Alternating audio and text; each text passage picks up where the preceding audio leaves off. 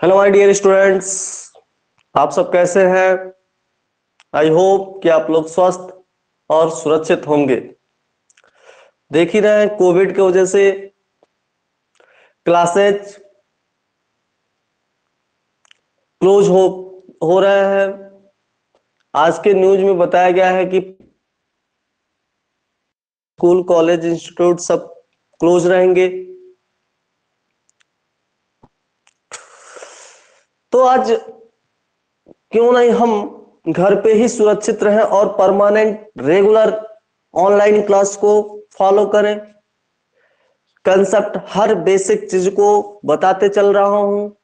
Please अगर आप channel पे नए हो, new smart classes KPS Singham channel पे, तो like, subscribe and bell icon को टच करें जिससे आपके पास नोटिफिकेशन जाए। और दिस वीडियो को शेयर करें। आप अगर हमारा को मोटिवेट करेंगे, बस आपके सब्सक्राइब लाइक की वजह से हम इतना मनोबल होंगे कि आपके हर प्रॉब्लम को क्रिएट करेंगे।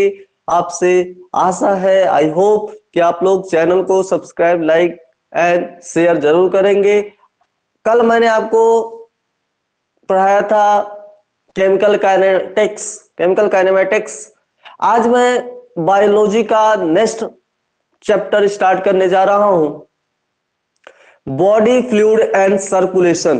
बॉडी फ्लूइड एंड सर्कुलेशन, शरीर द्रव तथा परिसंचरण। शरीर द्रव तथा परिसंचरण चैप्टर, क्योंकि इससे पहले डाइजेशन एंड एब्जॉर्प्शन कंप्लीट कर दिया हूं, breathing and exchange of gases complete कर चुका हूं। आज third chapter bio human physiology का बॉडी फ्लूइड एंड सर्कुलेशन, यानी आइए हम चैप्टर को आपको स्टार्ट करने जा रहे हैं। Body fluids and circulation.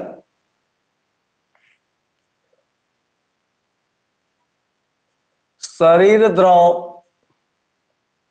तथा परिसंचरण।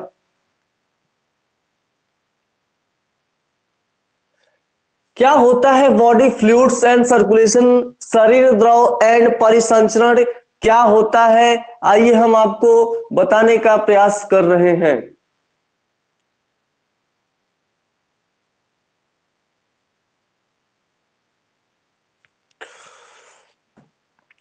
बॉडी यानी आपके शरीर में शरीर द्रव तथा परिसंचरण का मतलब आप लोग समझते हैं। आइए हम आप लोग को बताने का प्रयास कर रहा हूं कि शरीर द्रव परिसंचरण क्या होता है।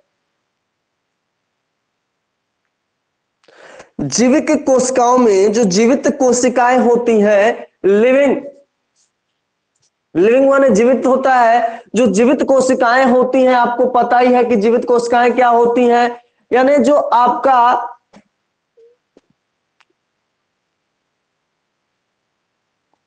इसेंशियल सब्सटेंट होते हैं। जो जीवित कोशिकाएं जो होती हैं आपको परिसंचरण के लिए आवश्यक होती हैं। जैसे आप लेंगे, अगर जीवित कोशिका है आपके अंदर, अगर हल्का सा भी अगर व्यक्ति मर जाता तो कोई ना ऑक्सीजन लेगा ना गैस लेगा। अगर व्यक्ति जीवित है तो ऑक्सीजन की आवश्यकता होती है और कार्बन डाइऑक्साइड गैस को रिलीज करता है। प्रीवियस ईयर लेक्चर में मैंने आपको बताया था कि कैसे एक्सचेंज और ट्रांसपोर्ट हो रहा है O2 और CO2 में, यानी ऑक्सीजन और कार्बन डाइऑक्साइड में कैसे एक्सचेंज और ट्रांसपोर्ट होता है।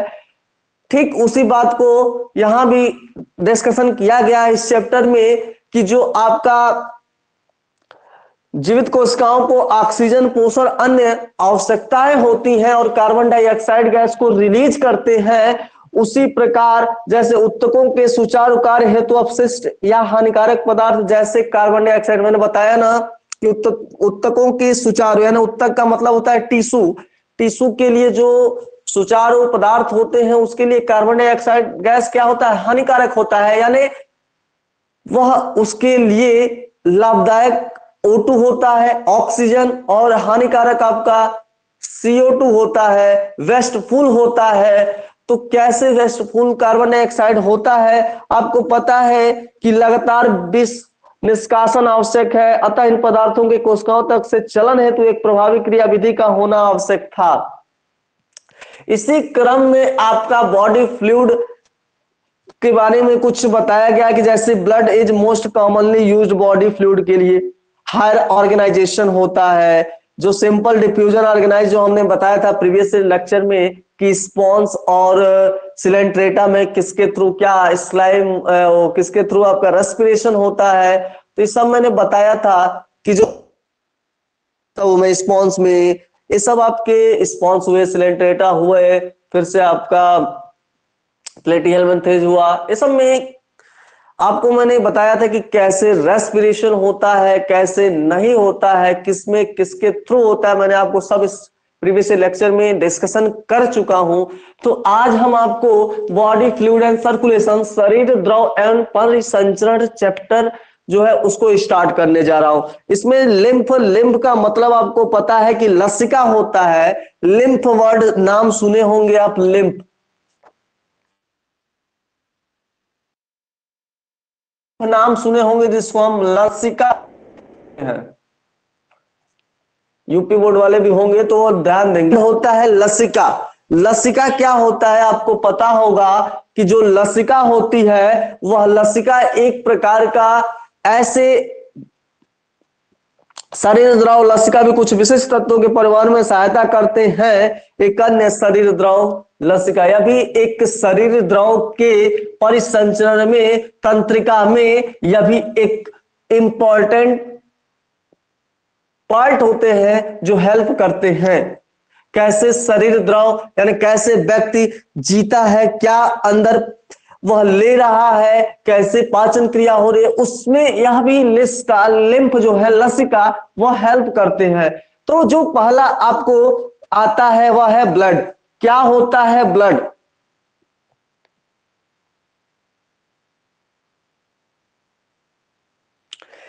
रक्त। अगला चैप्टर आइए मैं आपको स्टार्ट करने जा रहा हूं, लिम्फ यानी body fluid and circulation chapter, बहुत इंपॉर्टेंट चैप्टर है। आइए आपको मैं स्टार्ट करने जा रहा हूं। वह पहला है ब्लड। ब्लड यानी रुधिर। क्या होता है रुधिर? देखिए ब्लड जो होता है ना उसका कलर आपके रेड कलर का होता है। कैसे रेड होता है? पता है कि जो हीमोग्लोबिन है उसके कारण इसका जो ब्लड होता है ना वह रेड कलर का होता है। किसके थ्रू रेड कलर का होता है? तो वह एक हीमोग्लोबिन के कारण उसका जो रेड होता है मानव शरीर में, वह रेड कलर का होता है। मानव शरीर में जो ब्लड होते हैं हीमोग्लोबिन के कारण रेड होते हैं। और मैंने आपको बताया था जो ऑक्सीजन के बॉन्ड बन रहे थे वह एक हीमोग्लोबिन 4 ऑक्सीजन के बॉन्ड को बनाता है। तो हीमोग्लोबिन के कारण रुधिर जो आपका ब्लड होते हैं, रक्त होते हैं, वह रेड होते हैं। स्पेशल कनेक्टिव टिश्यू से यह जुड़े होते हैं। यानी आपका रुधिर जो रक्त है, रुधिर बोलिए चाहे रक्त बोलिए, बात एक ही हुआ। जो रक्त है, ध्यान से मेरी बातों को यहां फॉलो कीजिएगा, नोट कीजिएगा। रक्त आपका एक विशेष प्रकार का उत्तक होता है। उत्तक मतलब कनेक्टिव, उत्तक का मतलब कनेक्टिव टिश्यू का मतलब, टिश्यू का मतलब उत्तक होता है। टिश्यू जो होता है ना उसे हम उत्तक बोलते हैं। और यह रक्त एक विशेष प्रकार का उत्तक है जिसमें द्रव्य मैट्रिक्स जो होते हैं वह पाया जाता है। यानी blood is a special connective tissue consisting of a fluid, metasma and form elements। यहां लिखिए blood is a special connecting tissue।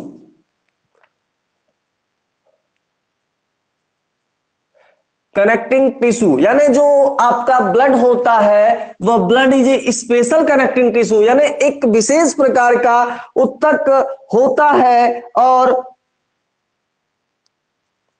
Consisting of A consisting of A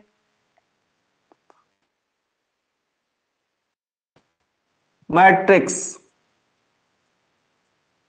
fluid matrix, plasma,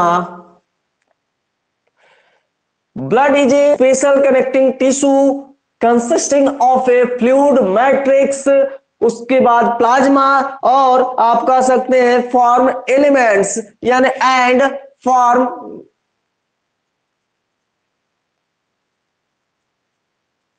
elements. Elements का मतलब आपको पता है कि तत्व होते हैं।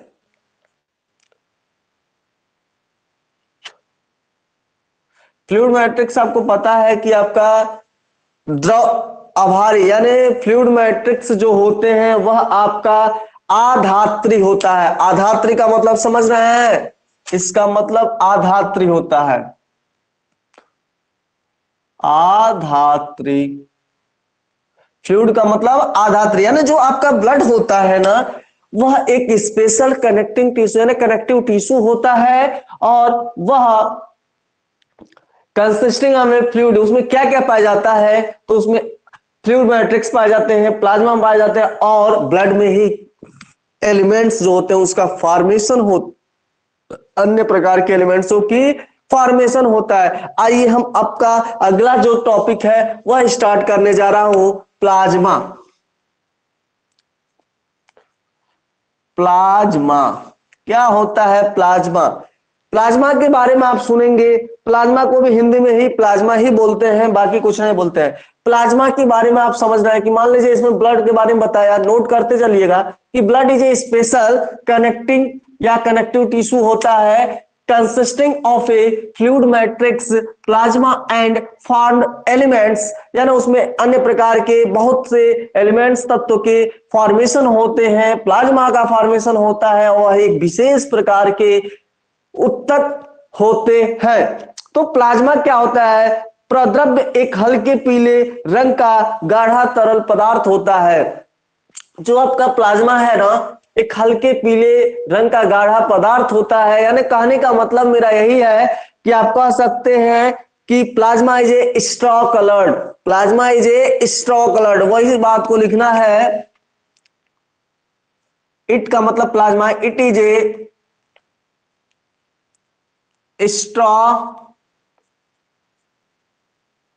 Coloured, it is a straw coloured. Straw coloured का मतलब आप समझ ही रहे हैं कि स्ट्रॉ कलर्ड का मतलब होता है गाढ़ा तरल, viscous fluid,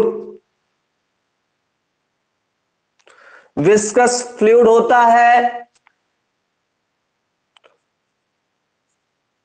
viscous fluid, viscous fluid होते हैं। It is a straw coloured, plasma एक हल्के गाढ़ा पीला रंग का पदार्थ होता है और विस्कस फ्लूइड होता है। विस्कस फ्लूइड का मतलब यानी हम कह सकते हैं जो रक्त के आयतन लगभग कंसिस्टिंग नियरली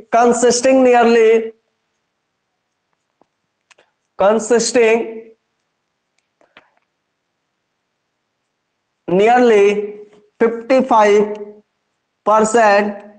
यानी जो कंसिस्टिंग नियरली जो होता है ना 55% ऑफ द ब्लड, यानी आपका प्लाज्मा में 55% ऑफ द ब्लड यानी ब्लड पाए जाते हैं। आपका ध्यान से देखिएगा, जो ब्लड होता है वह प्लाज्मा जो होता है स्ट्रॉ कलर्ड का होता है। किस कलर का होता है? स्ट्रॉ कलर्ड का होता है। वह विस्कस फ्लूइड होते हैं, कंसिस्टिंग नियरली होता है, 50% आपका ब्लड पाया जाता है प्लाज्मा में। उसके बाद 90 से 92% वाटर पाए जाते हैं। कितना? 90 से 92% ऑफ वाटर एंड 90 से 92% ऑफ वाटर, 6 से 8% जो होते हैं वह 6 से 8% आपका प्रोटीन होता है। 6 से 8% ऑफ प्रोटीन। आपका जो प्लाज्मा होता है स्ट्रॉ कलर्ड का होता है, प्लाज्मा आपका स्ट्रॉ कलर्ड का होता है और विस्कस फ्लूइड होता है, कंसिस्टिंग नियरली 55% ऑफ ब्लड पाया जाता है। उसके बाद से आपका उसमें पाया जाता है 90 से 92% आपका वाटर होता है, फिर 6 से 8% आपका प्रोटीन पाया जाता है। अब उसके बाद जो उसमें पॉइंट आता है कि उसमें कुछ आपके जैसे मान लीजिए कुछ ऐसे एलिमेंट्स होते हैं, कुछ ऐसे हार्मोन्स होते हैं जो आपका हेल्पफुल करता है, मेजर प्रोटीन होते हैं। वह मेजर प्रोटीन के बारे में आपको मैं यहां डिस्कशन कर रहा हूं। कहां पर डिस्कशन कर रहा हूं? यहां पर डिस्कशन कर रहा हूं मेजर प्रोटीन। नाम लिख रहा हूं मेजर प्रोटीन। मेजर प्रोटीन क्या क्या है? 3 मेजर प्रोटीन है। फाइब्रिनोजन, फाइब्रिनोजन जो फाइब्रिनोजन होता है ना, आपका पता है कि फाइब्रिनोजन का क्या कार्य होता है? फाइब्रिनोजन क्या होते हैं, पता है कि नहीं पता है? बताइए फाइब्रिनोजन क्या होते हैं?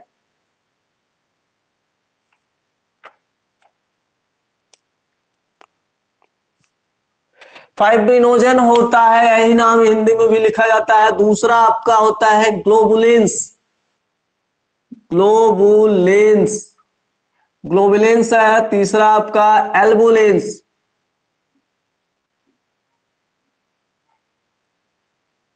फाइब्रिनोजन, ग्लोबुलिन्स और चौथा है एल्बुमिन्स।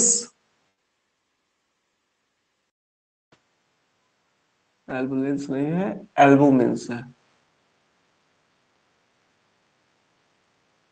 फाइब्रिनोजन, ग्लोबुलिन्स, एल्बुमिन्स, यह आपके मेजर प्रोटीन है। सबका वर्क क्या, सबके बारे में हम आपको एक एक करके डिस्कशन करने चल रहे हैं कि मेजर प्रोटीन आपके क्या क्या है और मेजर प्रोटीन आपको कैसे पता चलेंगे। मेजर प्रोटीन है आपके और कैसे आपके बारे में पता चल रहा है, ध्यान से मैं आपको डिस्कशन करने चल रहा हूं।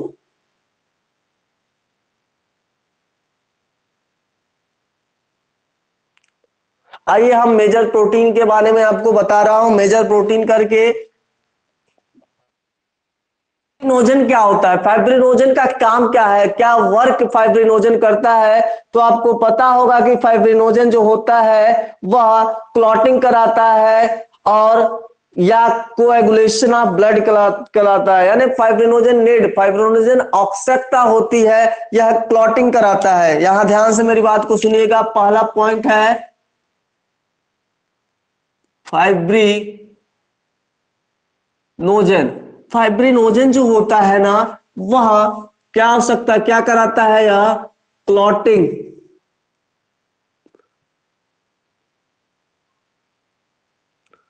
फाइब्रिनोजन जो होता है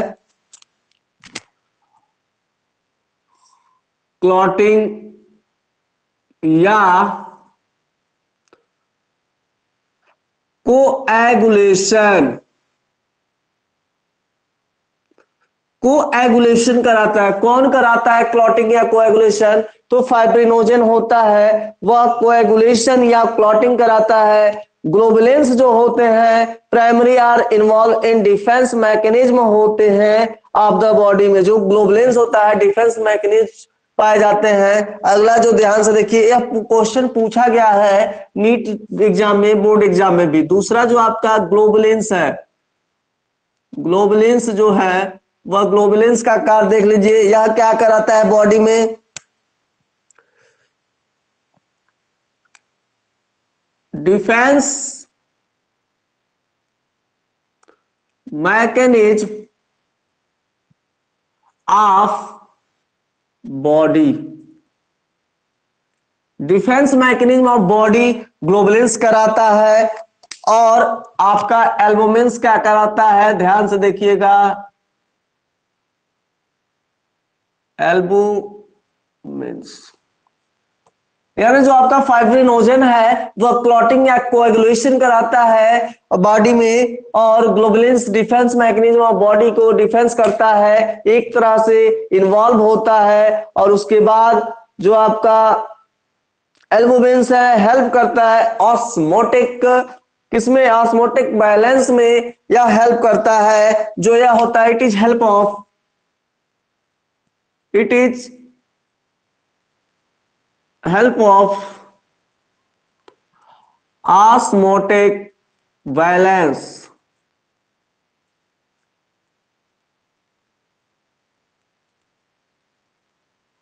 बॉडी में ऑस्मोटिक बैलेंस को हेल्प करता है, क्या करता है? ऑस्मोटिक बैलेंस को हेल्प करता है क्या?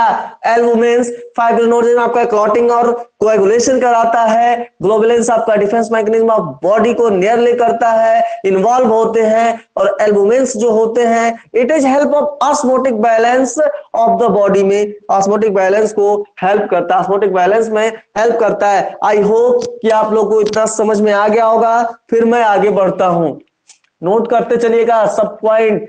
समरी आपको छाट छाट के बताया जा रहा है, कैसे रीड किया जाता है वो अभी आपको साथ में अभी बताते चलूंगा कि कैसे एनसीईआरटी बुक को रीड किया जाता है।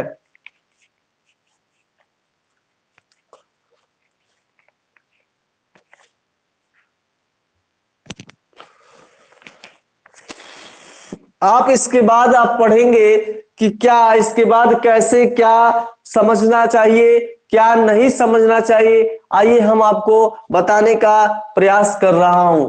यानी मान लीजिए बॉडी फ्लूइड एंड सर्कुलेशन में आपको मैंने बताया कि क्या रक्त ब्लड होते हैं, ब्लड का क्या वर्क होता है, ब्लड में क्या इन्वॉल्व होते हैं। उसके बाद मैंने बताया उसके पार्ट को प्लाज्मा, प्लाज्मा आपका स्ट्रॉ कलर का होता है। उसके बाद मैंने बताया कि उसमें कितने परसेंट प्लाज्मा में ब्लड होते हैं, कितने परसेंट वाटर होते हैं, कितने परसेंट प्रोटीन होते हैं। उसके बाद मैंने बताया कि मेजर प्रोटीन क्या है, मेजर प्रोटीन में क्या क्या पाए जाते हैं, फाइब्रिनोजन, ग्लोबुलिन्स और एल्बुमिन्स। तो फाइब्रिनोजन, ग्लोबुलिन्स और एल्बुमिन का क्या वर्क होता है, किसमें हेल्प करते हैं। अब मैं आपको बताने चल रहा हूं अगला पार्ट, वह है कि आपका plasma also contain small amount of minerals. जो प्लाज्मा आल्सो कंटेंट होता है ना, ध्यान से ऐसे ही एक लिख लीजिए, लाइन में लिख लीजिए, प्लाज्मा, प्लाज्मा जो प्लाज्मा होता है also contain, plasma also contain, जो प्लाज्मा, प्लाज्मा में क्या क्या कंटेंट होते हैं, small amount of mineral, small amount of minerals, small amount of minerals, यानी plasma also contain small amount of mineral, यानी प्लाज्मा में स्मॉल अमाउंट में आपके जो होंगे वह क्या क्या मिनरल्स कंटेन होंगे। लाइक ध्यान से देखिए, मैं इसको कलर चेंज करके लिख रहा हूं, सोडियम, कैल्शियम, मैग्नीशियम, कैल्शियम होता है, मैग्नीशियम होता है, बाइकार्बोनेट होता है, बाइकार्बोनेट होता है, क्लोरीन होता है, ईटीसी यानी एक्सेट्रा होता है। अब उसके बाद आपका glucose, amino acid, lipids etc are also present in the plasma, always transit, जो transit of the in the body होता है ना, ग्लूकोज, एमिनो एसिड। ध्यान से अगला पॉइंट को नोट कीजिएगा, इसी में जो ग्लूकोज है, एमिनो एसिड है, glucose, amino acids, lipids, etc etcetera, ये भी क्या होते हैं, ये भी आपका प्लाज्मा में ही पाए जाते हैं, प्लाज्मा में ही, प्लाज्मा में ही इन्वॉल्व होते हैं, प्लाज्मा में ही इन्वॉल्व होते हैं। अगला टॉपिक आपका, अगला पॉइंट नोट कीजिएगा, plasma also contain small amount of mineral like sodium, calcium, magnesium, bicarbonate और क्लोरीन। अब ग्लूकोज, एमिनो एसिड, लिपिड्स भी आपके प्लाज्मा में ही इंक्लूड होते हैं, प्रेजेंट होते हैं। Always in transit in the body, किसके रूप में? ऑलवेज, ऑलवेज इन द, जो ऑलवेज होता है, always in transit in the body, always in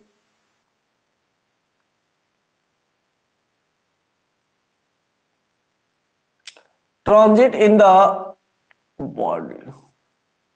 आपके दिमाग में घूम रहा होगा कि क्या हम जानते हैं कि ट्रांजिट का मतलब क्या होता है। तो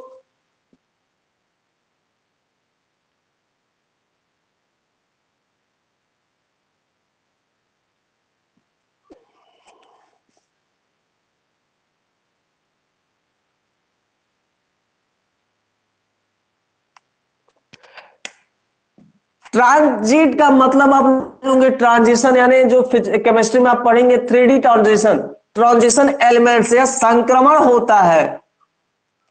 संक्रमण, संक्रमण एलिमेंट्स पढ़े होंगे ना, ट्रांजिशन एलिमेंट्स, वही ट्रांजिट होता है। यानी संक्रमण, रुधिर को संक्रमित करने के लिए ग्लूकोज, एमिनो एसिड, लिपिड्स आपके प्लाज्मा में पाए जाते हैं। किसको?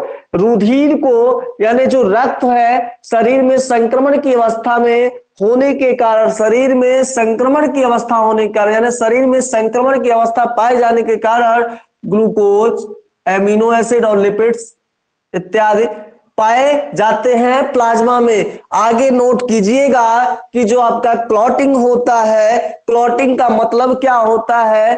तो क्लॉटिंग आप समझ ही रहे होंगे कि आपके जो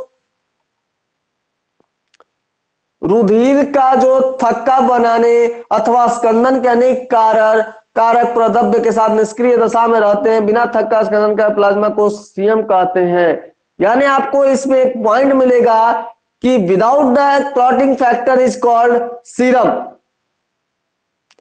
प्लाज्मा विदाउट द, एक बहुत इंपॉर्टेंट पॉइंट है, जरा नोट कीजिएगा, वह क्या है मैं बता रहा हूं आपको।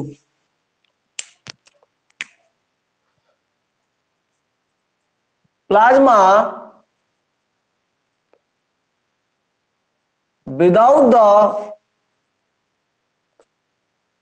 फैक्टर ऑफ, जो प्लाज्मा होते हैं विदाउट द, एक यहां छूट गया है, जरा नोट कर लीजिएगा,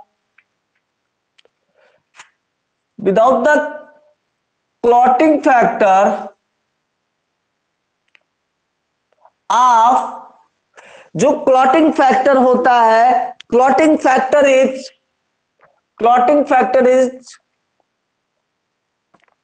कॉल्ड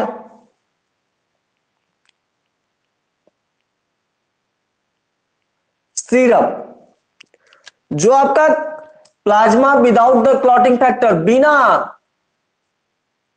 बिना रुधिर रक्त बनाने या स्कंदन के कारण अगर प्लाज्मा में हो रहा है, उस फैक्टर को हम बोलते हैं सीरम। क्या बोलते हैं? सीरम बोलते हैं। नोट कर लीजिए, नोट द पॉइंट, इतना आपको समझ में आ रहा होगा, इतना इधर का नोट कर लिए होंगे आप लोग। अब आपको पढ़ाएंगे, आगे बताएंगे फॉर्म एलिमेंट्स, कैसे कैसे एलिमेंट्स का फॉर्मेशन हो रहा है, कौन से एलिमेंट्स का फॉर्मेशन हो रहा है, किस एलिमेंट्स का नहीं हो रहा है, उसके बारे में मैं आपको बताने चल रहा हूं। आई होप कि आपको इतना समझ में आ रहा होगा।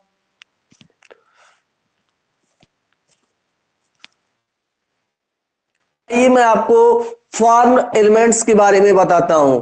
किसके बारे में बताता हूं? Form elements. क्या होते हैं फॉर्म एलिमेंट्स? यानी संगठित पदार्थ, संगठित पदार्थ, इसको बोलते हैं हम संगठित, संगठित पदार्थ। संगठित क्या होते हैं, आइए हम आपको इसके बारे में कुछ बताते हैं, फिर हम आपको आगे बताएंगे। आपका erythrocytes, leucocytes, platelets, collective elements, यानी जो आपका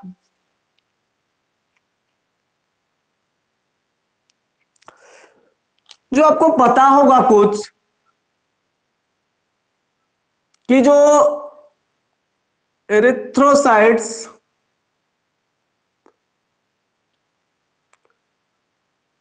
ल्यूकोसाइट्स,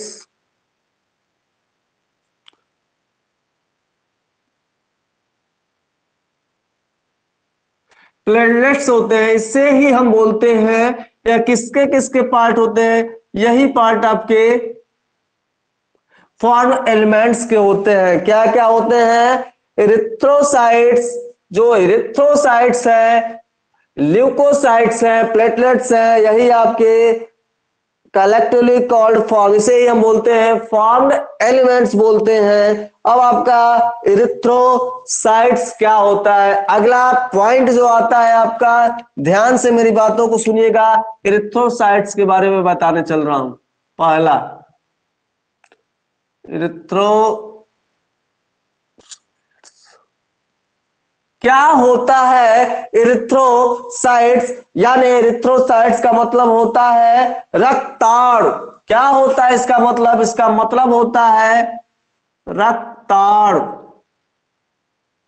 रक्ताणु क्या होते हैं? तो आइए हम रक्ताणु इरिथ्रोसाइट्स के बारे में कुछ आपको बता दूं कि एक्सप्लेन कर दूं, उसके बाद मैं आपको आगे बताऊं। आइए हम इरिथ्रोसाइट्स के बारे में बताने चल रहा हूं।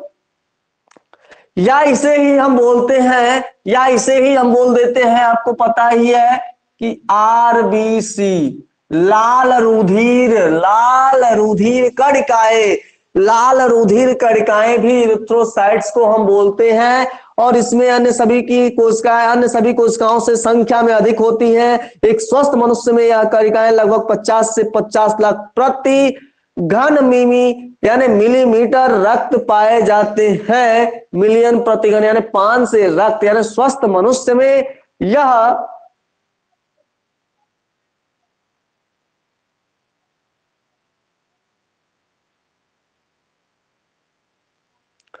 स्वस्थ,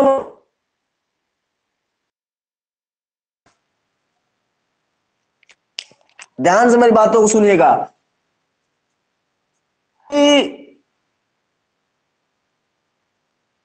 ह्यूमन में आरबीसी जो होता है, एवरेज 5 मिलियन टू 5.5 मिलियन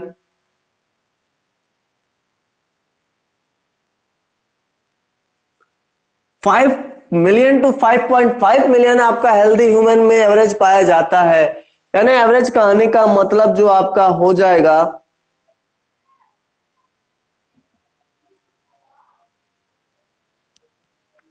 स्वस्थ मनुष्य में जो आरबीसी होती है ना, वो 5 मिलियन टू 5.5 मिलियन पाया जाता है। और हम कह सकते हैं जो इसकी लाइफ स्पॉन होती है ना,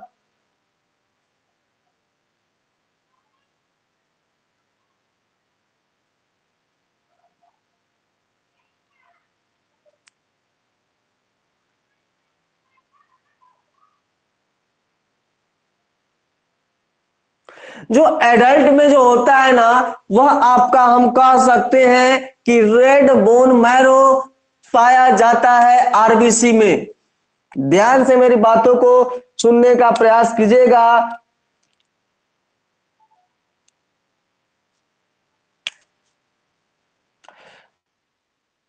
होता है ना, RBC form in red bone marrow. Red bone marrow क्या होता है? तो रेड बोन मैरो जो होते हैं,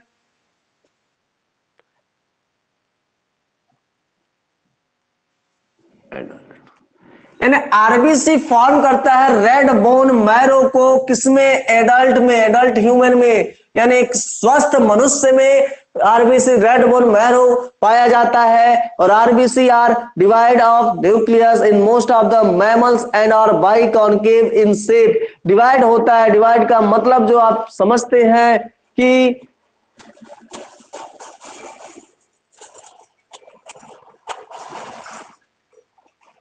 अधिकतर स्तनधारियों की लाल रुधिर कणिकाओं में जो कोशिका द्रव्य होता है, कोशिका द्रव्य कहने का मतलब आपको पता होना चाहिए कि जो आपका कणिकाओं में केंद्रक होता है, न्यूक्लियस होता है, वह नहीं पाया जाता है। न्यूक्लियस जो होता है वह नहीं पाया जाता। आई होप कि आप लोग इधर का नोट कर लिए होंगे। फिर मैं इसका इधर पार्ट में लिख दे रहा हूं, उधर दिखाई नहीं दे रहा होगा, नीचे ज्यादा हो जाएगा फिर।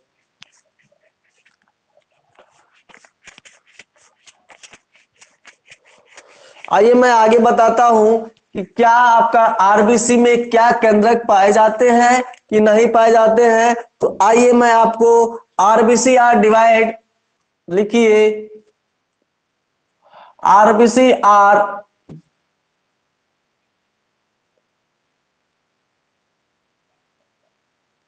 डिवाइड का मतलब होता है कि ना, जो डिवाइड होता है ना उसका मतलब आपका नहीं के बराबर होता है, नहीं।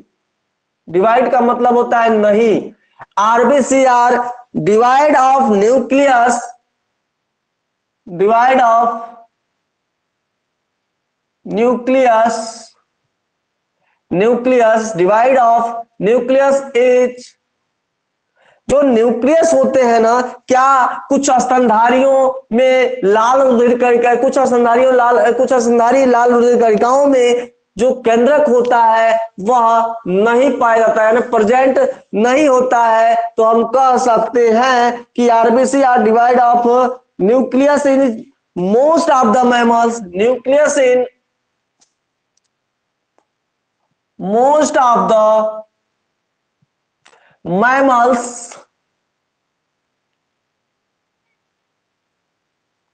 mammals, most of the mammals and the biconcave in shape and are biconcave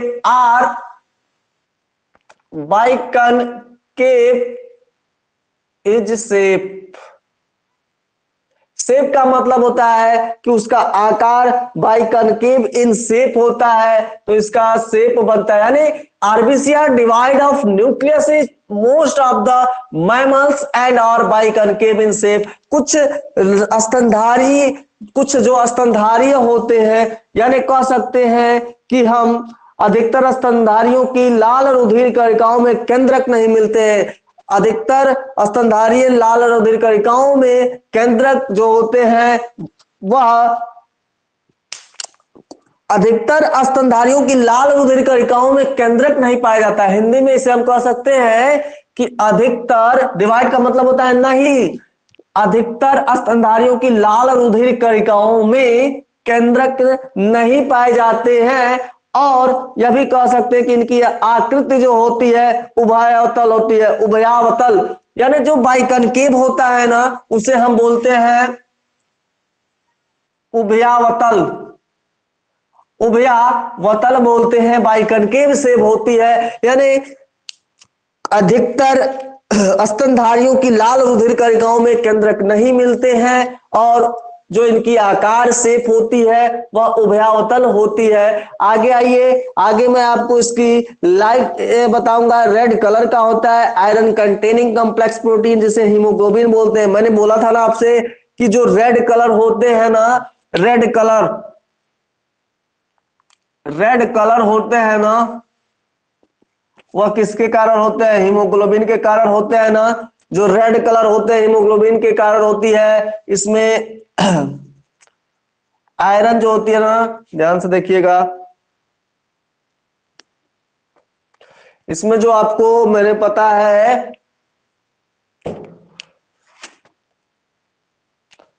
iron containing होता है।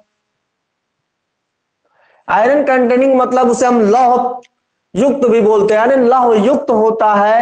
यानी आयरन कंटेनिंग जो होती है वह एक प्रकार की हीमोग्लोबिन की उपस्थिति के कारण लौह युक्त जटिल प्रोटीन हीमोग्लोबिन के कारण उसकी कलर जो होती है वह रेड कलर की होती है। जो इसकी लाइफ स्पॉन होती है, लाइफ स्पॉन की बात कर सकते हैं हम, तो इसकी जो लाइफ स्पॉन होती है 120 डेज होती है। लाइफ स्पॉन एवरेज में इसकी हम बात कर सकते हैं आरबीसी की,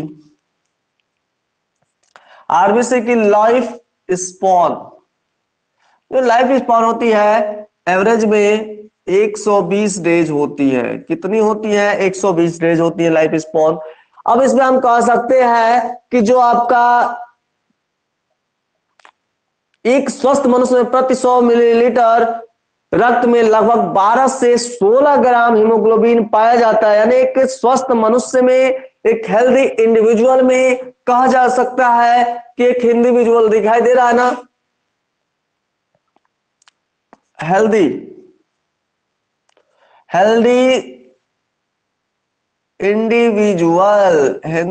इंडिविजुअल मनुष्य में जो हीमोग्लोबिन होते हैं वह 12 से 100 ग्राम, 100 मिली हीमोग्लोबिन में ना, 100 मिली रक्त में यानी 100 मिली हीमोग्लोबिन में आपके जो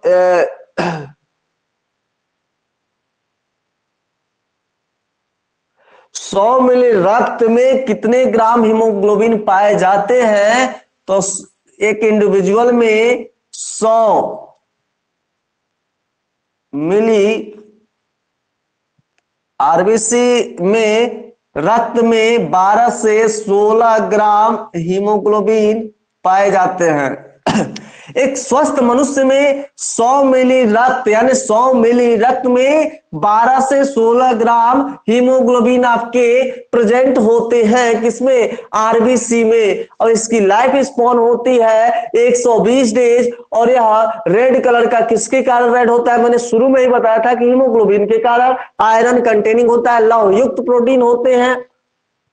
इसका जो शेप होता है वो बाइकनकेव होता है, बायोतल होता है, इसमें कोई न्यूक्लियस नहीं पाए जाते हैं। अब इसमें जो हेल्दी ह्यूमन है उसमें एवरेज कितना ह्यूमन यानी आपका मिलियन में होता है 5 मिलियन टू 5.5 मिलियन में, और फॉर्म करता है RBC red bone marrow in adult में, यानी स्वस्थ मनुष्य में रेड बोन मैरो का फॉर्मेशन होता है। यह आपका एरिथ्रोसाइट्स या आरबीसी के बारे में हो गया। आई होप कि आपको ये टॉपिक समझ में आ गया होगा। अब मैं आपको स्टार्ट करने जा रहा हूं। आप कह सकते हैं कि जो आरबीसी होता है ना वह किसमें हेल्प करता है? आरबीसी हेल्प करता है आपका, मैं यहां नोट कर दे रहा हूं, जरा एक पॉइंट छूट गया है, नोट कर लीजिएगा, नोट कर लीजिएगा। हेल्प किसमें करता है? आरबीसी। आइए हम आरबीसी को आपको बताते हैं किसमें आरबीसी हेल्प करता है। आरबीसी को पता होगा कि आरबीसी जो होता है ना वह हेल्प किसमें करता है? आरबीसी आर हेल्प इन, जो आरबीसी होता है ना वह जो हेल्प करता है वह help in respiratory gases. Respiratory gases में आरबीसी आपका क्या करता है? हेल्प करता है। नोट करते जाएगा, सब पॉइंट है आपका भाई साहब, सब पॉइंट है कि आरबीसी जो हेल्प करता है वह रेस्पिरेटरी गैसेज में हेल्प करता है। आइए हम आपको बताएंगे ल्यूकोसाइट्स क्या है। अगला जो टॉपिक है ल्यूकोसाइट्स, ल्यूकोसाइट्स के बारे में मैं आपको बताने चल रहा हूं। दूसरा टॉपिक है ल्यूकोसाइट्स। ल्यूकोसाइट्स क्या होता है? ल्यूकोसाइट्स यानी जो आपका श्वेत रुधिर कणिकाएं होती हैं, श्वेत रुधिर कणिकाएं का मतलब डब्ल्यूबीसी, इसे हम क्या बोलते हैं? डब्ल्यूबीसी। डब्ल्यूबीसी श्वेत रुधिर कणिकाएं, श्वेत रुधिर कणिकाएं यानी डब्ल्यूबीसी। क्या होता है डब्ल्यूबीसी? यानी व्हाइट, डब्ल्यूबीसी को हम कह सकते हैं कि white blood cell. White blood cell क्या होता है? ल्यूकोसाइट्स क्या होती है? श्वेत रुधिर कणिकाएं क्या होती हैं? आइए हम आपको बताते हैं इसके बारे में। पॉइंट यहां से नोट करेंगे, उधर दिखाई ना देता हो तो पॉइंट इधर आप यहां से नोट करेंगे कि श्वेत रुधिर कणिकाएं, ल्यूकोसाइट्स या डब्ल्यूबीसी क्या होता है। तो आपको पता है कि इसमें केंद्रक पाए जाते हैं।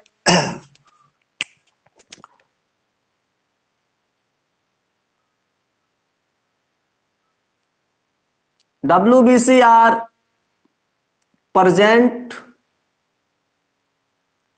in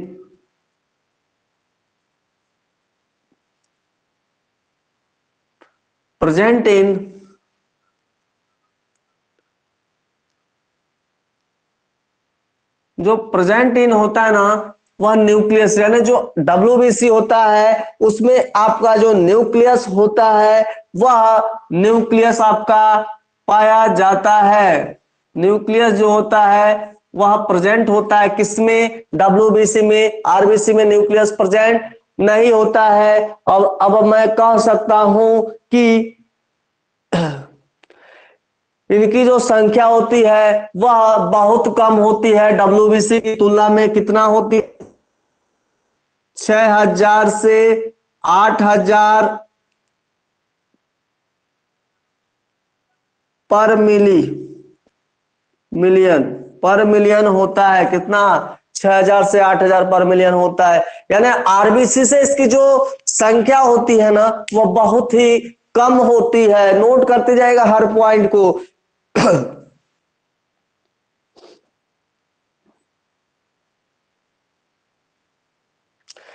यह भी इनको कहा जा सकता है कि जो इसकी लाइफ स्पॉन होती है वह हम लिख सकते हैं WBC इज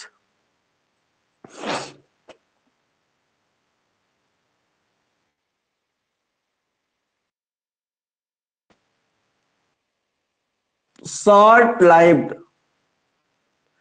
कम समय तक जीवित रहते हैं। WBC कम समय तक जीवित रह, यानी leucocyte are generally short life. WBC generally short life, यहां लिख भी सकते हैं जनरली शॉर्ट लाइफ, यानी बहुत कम दिनों के लिए जीवित होते हैं WBC। श्वेत रुधिर कणिकाएं WBC की तुलना में, आरबीसी की तुलना में। आरबीसी तो भाई साहब 120 दिन जीवित रहते हैं। ठीक है ना? इतना नोट करते जाइए। अब मैं इसको बोल सकता हूं कि यह कलरलेस होता है, क्योंकि आरबीसी जो होता है वह रेड होता है, रेड कलर का होता है। यह है आपका WBCR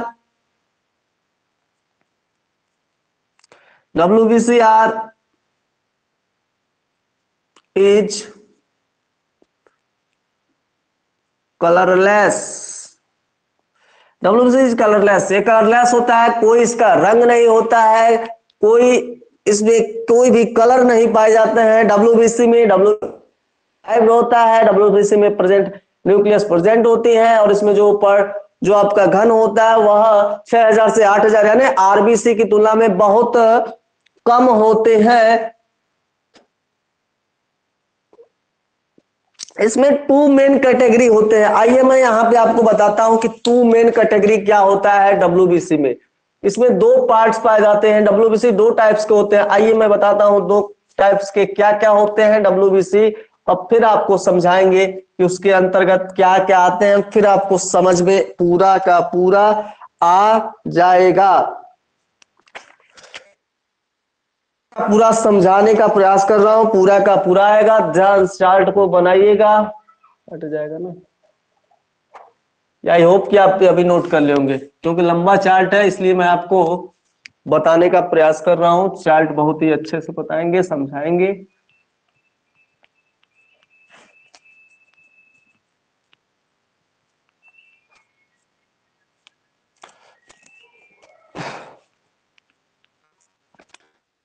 आपको बताऊंगा WBC के पार्ट्स को। जरा मेरी बातों को ध्यान से समझने का प्रयास कीजिएगा, चार्ट ध्यान से देखिएगा।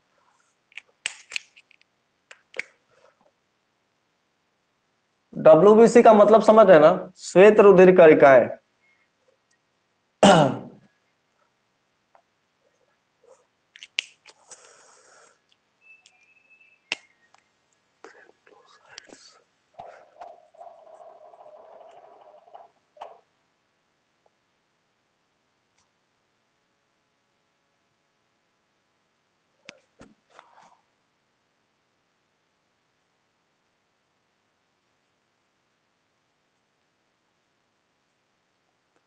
ग्रैनुलोसाइट्स और ग्रैनुलोसाइट्स। ग्रैनुलोसाइट्स का मतलब आप लोग को पता होगा कि कणिकाएं तथा अकड़ कोशिकाएं, अकड़ कोशिका और कणिकाणु, कणिकाणु और अकड़ कोशिका, इसे हम बोलते हैं कणिकाणु। कणिकाणु इसे बोलते हैं अकड़ कोशिका, इसे बोलते हैं अकड़ कोशिका, इसे बोलते हैं कणिका। ग्रैनुलोसाइट्स और ग्रैनुलोसाइट्स, WBC के दो पार्ट्स हैं, ग्रेनुलोसाइट्स कणिकाणु और अग्रेनुलोसाइट्स अकड़ कोशिका। तो आइए हम बताते हैं आपको कि ग्रेनुलोसाइट्स के अंतर्गत क्या क्या आते हैं। तो आइए हम आपको यहां भी बता रहा हूं, चार्ट जरा ध्यान से देखिएगा।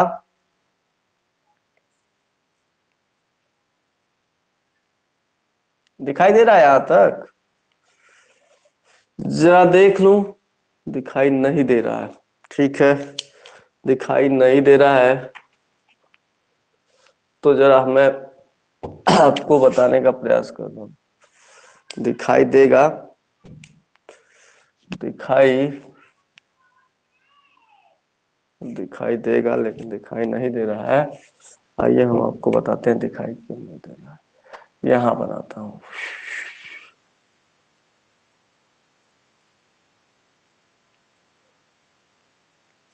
दिखाई अब दे रहा है? अब दिखाई दे रहा है कि नहीं? दिखाई दे रहा है। आइए मैं बताता हूं इसमें क्या क्या आते हैं। यहाँ पे आते हैं आपके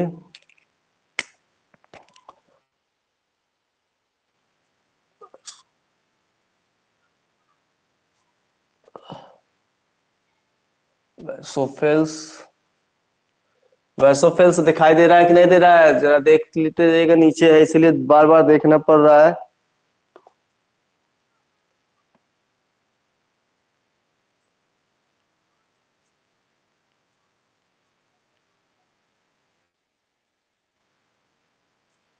इविस्नोफिल्स, और यहाँ पे जो आपका दिया है न्यूट्रोफिल्स। न्यूट्रोफिल्स, न्यू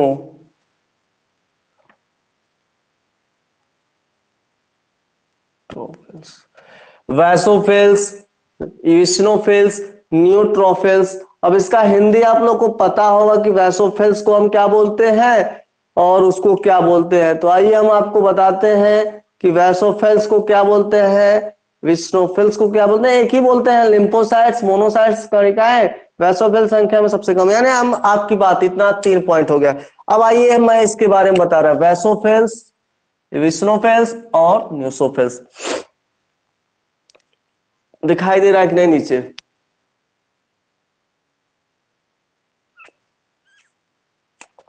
नहीं दे रहा है?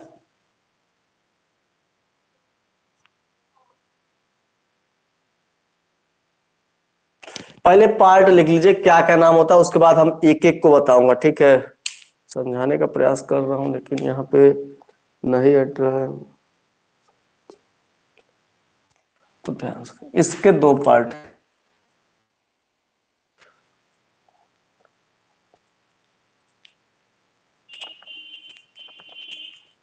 Monocytes, lymphocytes. मोनोसाइट्स और लिम्फोसाइट्स होते हैं, इतना आप लोग नोट कीजिए, फिर मैं आपको फिर समझाऊंगा एक एक करके। ऐसे आपको दिक्कतें आ रही हैं, नोट कीजिए इतना, तब तक नोट कर लीजिए, फिर मैं एक एक करके समझाता हूं। मैंने सोचा चार्ट के रूप में लिख दूंगा तो आपको बहुत जल्दी याद हो जाएगी, फिर नहीं याद रहा है तो मैं एक एक करके लिखूंगा। आई होप कि आप लोग नोट कर लिए होंगे। नोट करते चलिए, नहीं समझ में आ रहा है तो भी बताइएगा कमेंट बॉक्स में। में हट जाएगा लेकिन नहीं हट रहा है, थोड़ा दिक्कतें आ रही, नीचे हो जा रहा है जिसको वजह से दिखाई नहीं दे रहा है। आइए मैं आपको एक एक करके समझाता हूँ, यहाँ चार्ट बना के दिखाता हूँ। आरबीसी के 2 पार्ट होते हैं, ग्रेनुलोफिल्स और अग्रेनुलोफिल्स, यानी कणिकाएं और अकड़ कोशिका। उसके बाद ग्रेनुअल्स में वैसोफिल्स, इविस्नोफिल्स, न्यूट्रोफिल्स, उसके बाद से अग्रेनुअल्स में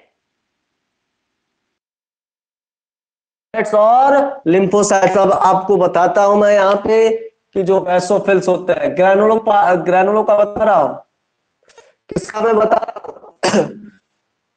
ग्रेनुलोसाइट्स का बता रहा हूं। ग्रेनुलोसाइट्स के पार्ट को मैं बता रहा हूं। पहला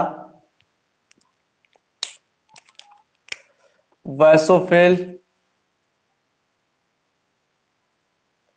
दूसरा विस्नोफिल्स, तीसरा तीसरा जो न्यूट्रोफिल्स है ना, फिल्स है,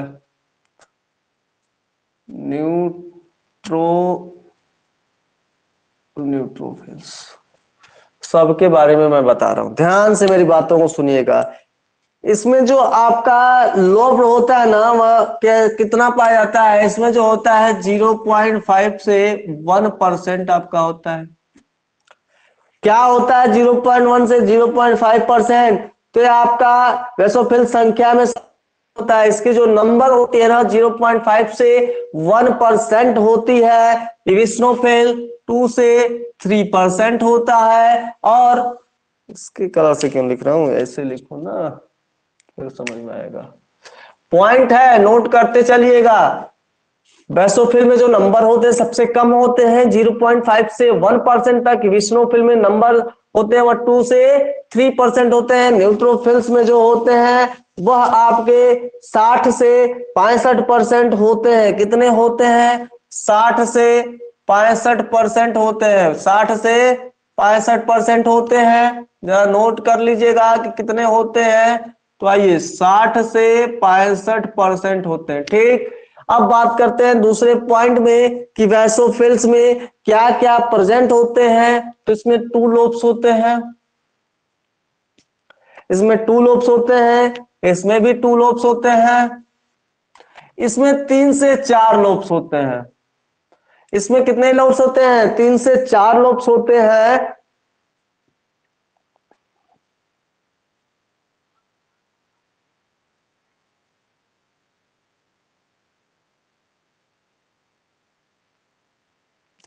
इनका फंक्शन क्या है जरा मैं बता दूं फंक्शन के बारे में, कि जो फंक्शन है, फंक्शन क्या है कि फंक्शन वैसोफिल का जो फंक्शन होता है इन इन्वॉल्व इन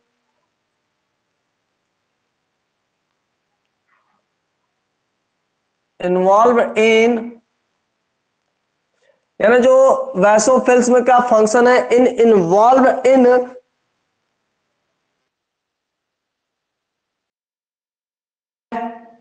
जो आपका इन्वॉल्व होता है, क्या क्या होता है? इन्फ्लेमेटरी इन्फ्लेमेटरी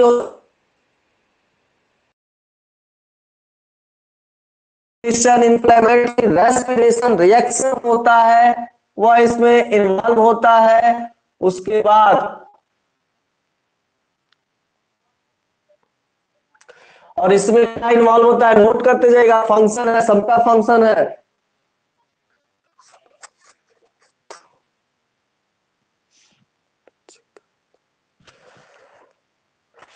इसमें जो होता है फंक्शन होता है इन्फेक्शन, रेजिस्ट्स इन रेजिस्ट इन्फेक्शन जो होता है, रेजिस्ट इन्फेक्शन क्या होता है? रेजिस्ट इन्फेक्शन यानी जो इसमें रेजिस्ट होते हैं से होते हैं। यानी आप पूछ सकते हैं कि जो वैसोफिल्स होता है, वैसोफिल्स में जो 0.5 से 1% इसका नंबर होता है। वेस्नोफिल्स में 2 से 3% होता है। न्यूट्रोफिल्स में 60 से 65% होता है। कितने लोग वैसोफिल्स में पाए जाते हैं? 2 लोग होते हैं, 2 लोग से यूएसनोफिल्स में, और 3 से 4 लोग से न्यूट्रोफिल्स में पाए जाते हैं। फंक्शन क्या है वैसोफिल्स का? इन्फ्लेमेटरी रिएक्शन होता है। और इवेस्नोफिल्स का रेजिस्ट इन्फेक्शन, यानी resist associated with associated with associated with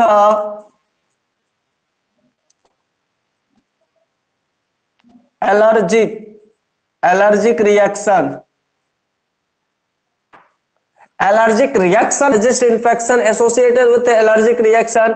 अब आते हैं न्यूट्रोफिल, आता है फैगोसाइटोकिन एक्शन, फैगोसाइटोकिन एक्शन।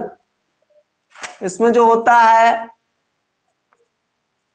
फैगोसाइट फैगोस एक्शन होता है। किसमें फैगोसाइटिक एक्शन पाया जाता है?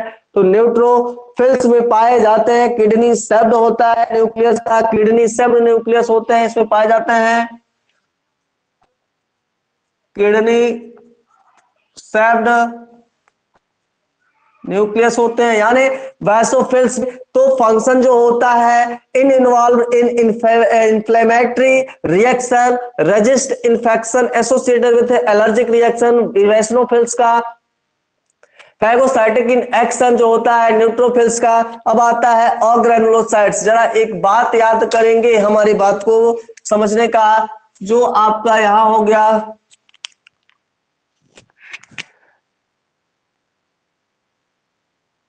अग्रैनुलोसाइट्स। अग्रैनुलोसाइट्स क्या है, मेरी बात को ध्यान से सुनने का प्रयास कीजिएगा। अग्रैनुलोसाइट्स में क्या क्या थे, मोनोसाइट्स, मोनोसाइट्स थे,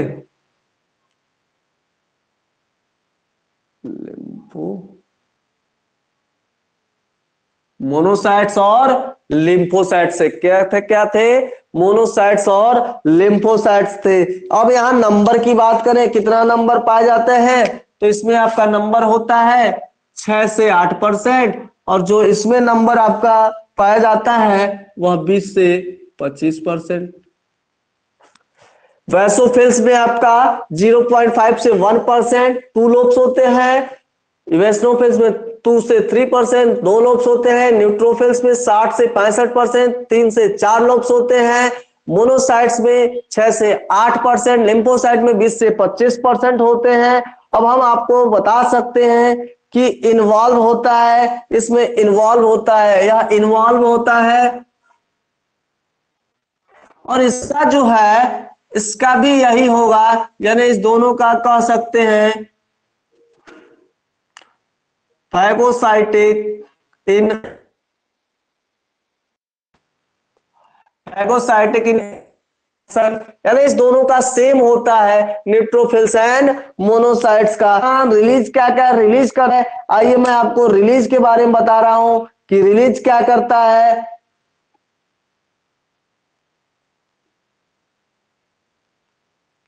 वैसोफिल सिक्रेट, सिक्रेट क्या क्या कर रहा है, सिक्रेट देखिए क्या क्या सिक्रेट कर रहा है वैसोफिल्स। वैसोफिल्स जो होता है आपका सिक्रेट कर रहा है, क्या क्या सिक्रेट कर रहा है, ध्यान से मेरी बात को सुनिएगा, मैं यहां नीचे लिख रहा हूं सिक्रेट क्या कर रहा है। हिस्टामिन, हिस्टामिन दिखाई दे रहा होगा आपको, हाँ हिस्टामिन है। उसके बाद से आपका सीरोटोनिन है, सीरोटोनिन है। उसके बाद से आपका हेपेरिन है।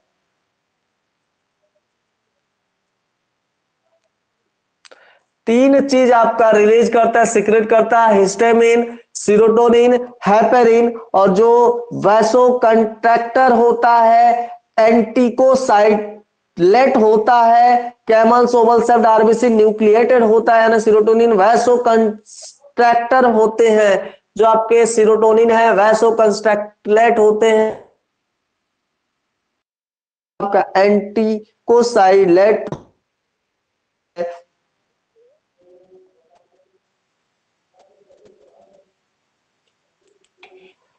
अब इतना बात आपको याद हो गया, तब आपका आता है कि प्लेटलेट्स के बारे में क्या होता है। इतना बात आप जब आप कवर कर ले जाएंगे तो प्लेटलेट्स के बारे में आता है। प्लेटलेट्स में क्या क्या होता है, एलर्जिक रिएक्शन मैंने बता दिया ना। प्लेटलेट्स के बारे में आप जानेंगे, थर्मोसाइटिस होता है, यानी प्लेटलेट्स किसे कहते हैं, प्लेटलेट्स आल्सो कॉल्ड थर्मोसाइट्स। थर्मोसाइट्स बोलते हैं। इतना आई होप कि आप लोग नोट कर लिए होंगे, समझ में भी आ गया होगा। चार्ट में आपको नहीं दिया गया, मैं एक चार्ट के रूप में आपको दे दिया हूं, अब इतना आप समझ में आ जाएगा। अब मैं आई होप कि आप लोग नोट कर लिए होंगे।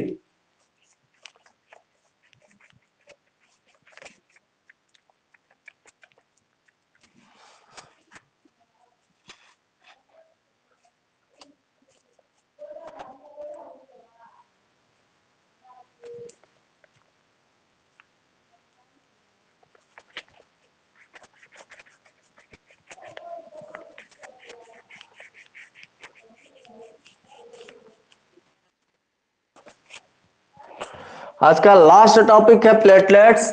उसके बाद कल हम आपको स्टार्ट करेंगे ब्लड ग्रुप, कल हम आपको स्टार्ट करेंगे ब्लड ग्रुप के बारे में। आइए आपका लास्ट टॉपिक है प्लेटलेट्स। प्लेटलेट्स के बारे में मैं बताता हूं।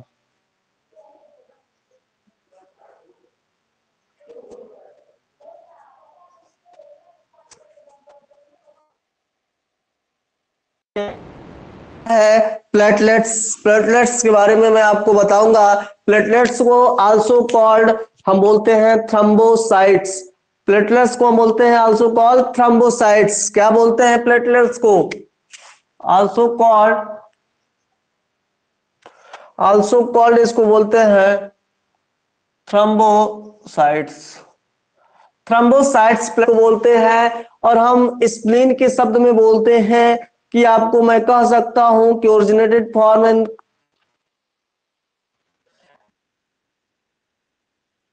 आर सेल फ्रेगमेंट होता है, प्रोड्यूस करता है from megakaryocytes. Cells thrombocytes are जो यहाँ सेल फॉर्मेशन करते हैं ना, सेल का यानी cell fragmentation, fragments produce, cell fragment produce, produce कर रहा है यानी थ्रोम्बोसाइट्स। प्लेटलेट्स को हम थ्रोम्बोसाइट्स, और thrombocyte cells fragments produce form कर रहा है, वह है मेगा कैरियोसाइट से हम बोलते हैं। क्या फॉर्म कर रहा है?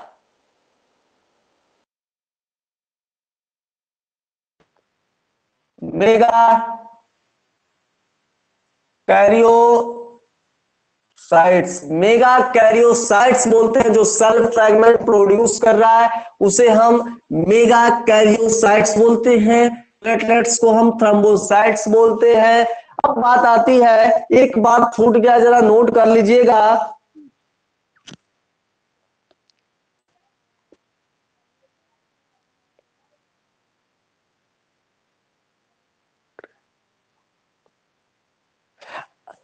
जो इरिथ्रोसाइट्स आरबीसी बता, नोट कर लीजिएगा एक पॉइंट इरिथ्रोसाइट्स आरबीसी में, कि जो आरबीसी होता है ना, उसके अंतर्गत पॉइंट है स्प्लीन। उसके अंतर्गत आपका एक पॉइंट है, क्या है? स्प्लीन है, जरा नोट कर लीजिएगा। स्प्लीन है, उसे हम क्या बोलते हैं? स्प्लीन को बोलते हैं gravy yard, gravy yard of RBC. जो ग्रेवियार्ड होता है, ग्रेवियार्ड, ग्रेवियार्ड ऑफ आरबीसी किसको बोलते हैं? स्प्लीन को बोलते हैं। जरा नोट कर लीजिएगा, एक पॉइंट छूट गया था, ग्रेवियार्ड ऑफ आरबीसी स्प्लीन को बोलते हैं। अब आते हैं प्लेटलेट्स की बात में बता रहा था कि प्लेटलेट्स को आल्सो कॉल्ड थ्रोम्बोसाइट्स बोलते हैं। Thrombocyte cell fragments produce from megakaryocytes होता है, और मेगा कैरियोसाइट्स इसको बोलते हैं। और मेगा कैरियोसाइट्स क्यों बोलते हैं? मेगा कैरियोसाइट्स का मतलब आपको समझ में आ रहा होगा कि मेगा कैरियोसाइट्स क्या होता है। तो मेगा कैरियोसाइट्स यानी कहते हैं कि अस्थि मज्जा की विशेष कोशिका। इसे कहने का मतलब जो अस्थि मज्जा होता है ना, अस्थि मज्जा जानते हैं? अस्थि मज्जा, अस्थि मज्जा का विशेष कोशिका होता है।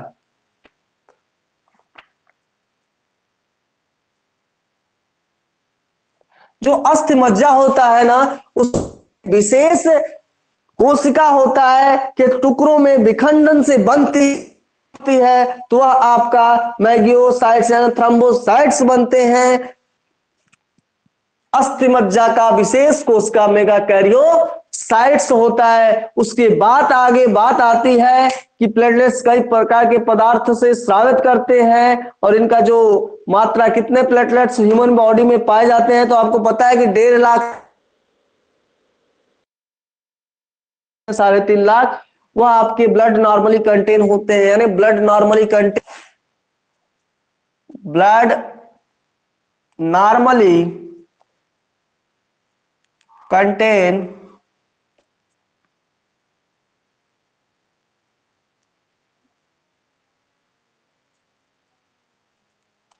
1.5 लाख से 3.5 लाख, 1.5 लाख से 3.5 लाख प्लेटलेट्स आपके ह्यूमन बॉडी में पाए जाते हैं और रिलीज करता है variety of substance most which involve in the coagulation and clotting of blood और reduce of their number can lead clotting disorder which will lead to excessive loss of blood from the body में excessive होता है blood of formation में और ये आपका platelets भी समाप्त हो जाता है। अगला टॉपिक आपका ब्लड ग्रुप स्टार्ट होगा।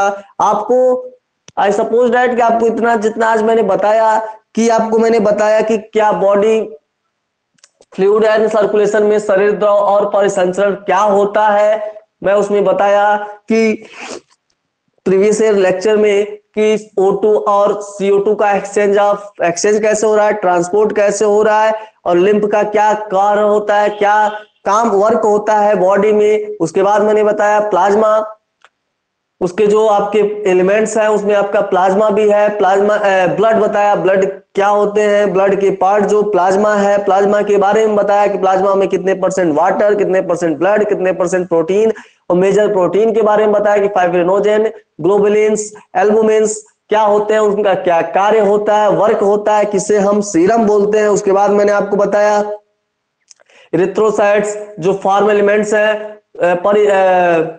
संगठित पदार्थ, उसके बारे में मैंने बताया कि उसमें ल्यूकोसाइट्स, इरिथ्रोसाइट्स और आपका प्लेटलेट्स। तो इरिथ्रोसाइट्स को हम आरबीसी बोलते हैं, आरबीसी के बारे में बताया। फिर हमें आपको बताया कि ग्रेवियार्ड ऑफ आरबीसी छूट गया था, स्प्लीन को बोलते हैं। उसके बाद मैंने बताया डब्ल्यूबीसी, ल्यूकोसाइट्स। उसके बाद मैंने बताया कि आपको प्लेटलेट्स क्या होता है, प्लेटलेट्स को हम आल्सो थ्रोम्बोसाइट्स बोलते हैं और थ्रोम्बोसाइट्स जो सेल फ्रेगमेंट प्रोड्यूस करते हैं फॉर्म उसे मेगा कैरियोसाइट्स अनास्थ मज्जा का विशेष कोशिका बोलते हैं। ब्लड नॉर्मली कंटेन होते हैं 1.5 लाख से 3.5 लाख प्लेटलेट्स और एक कैसे इजिली लॉस किए जाते हैं। आई होप कितना आपको समझ में आ गया। कल मैं आपको स्टार्ट करूंगा ब्लड ग्रुप। आज के दिन बस इतना ही। Thank you so much. Please एक बार और रिक्वेस्ट आपसे करता हूं कि आप लोग अगर चैनल पे नए हो तो new smart classes KPS Singham channel को like, subscribe and bell icon को टच करें और जिससे आपके पास नोटिफिकेशन जाए और शेयर भी करें, जिससे मेरा भी मनोबल आप लोग बढ़ाइए, मेरा भी सम्मान कीजिए, जिसकी वजह से हम आपको एकदम जोश के साथ, हौसला के साथ आपको हर टॉपिक को क्रिएट करूंगा, प्रॉब्लम को क्रिएट करूंगा। अगर कहीं भी किसी भी टॉपिक में बस इतना ही। Thank you so much.